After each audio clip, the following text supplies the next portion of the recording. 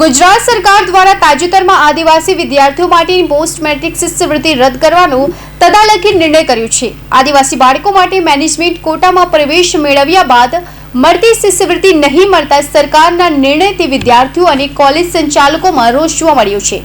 આદિવાસી વિદ્યાર્થીઓ માટેની post metric શિષ્યવૃત્તિ યોજનાની એક મોટી બાબત એ હતી કે મેનેજમેન્ટ કોટામાં પણ આદિવાસી સમાજનો બાળકો પ્રવેશ મેળવે તો તે શિષ્યવૃત્તિ હકદાર બને। આ યોજનાના કારણે ગુજરાત અને દેશના લાખો બાળકોને મેટ્રિક પછીના અભ્યાસમાં ખૂબ જ મોટી સહાય શિષ્યવૃત્તિ દ્વારા પ્રાપ્ત થઈ રહી હતી। ભારતીય જનતા પાર્ટીની કેન્દ્રમાં અને ગુજરાતમાં રહેલી સરકારે આદિવાસી સમાજના બાળકોને મળતી આ શિષ્યવૃત્તિને બંધ કરીને આદિવાસી બાળકોને ખૂબ મોટો અન્યાય કરેલો છે। આ શિષ્યવૃત્તિ નહીં મળતા સરકારના નિર્ણયથી વિદ્યાર્થીઓ અને કોલેજ સંચાલકોમાં રોષ જોવા મળ્યો છે।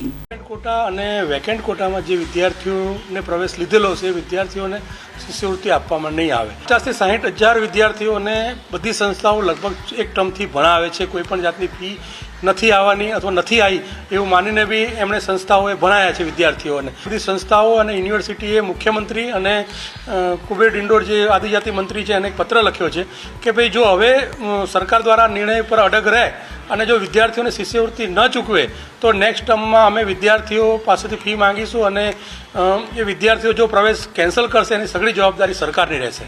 ગુજરાત સરકારે તાજેતરમાં એક પરિપત્ર બહાર પાડીને હવે પછી કોઈ પણ આદિવાસી બાળક એટલે અનુસૂચિત જનજાતિનું વિદ્યાર્થી મેટ્રિક પછી મેનેજમેન્ટ કોટામાં ઉપર પ્રવેશ મેળવે તો તેને શિષ્યવૃત્તિ નહીં આપવાનો નિર્ણય કર્યો છે। ગુજરાત સરકારના 28 ઓક્ટોબર 2024ના રોજ જાહેર થયેલ પરિપત્રથી આખો સમાજ નારાજ છે।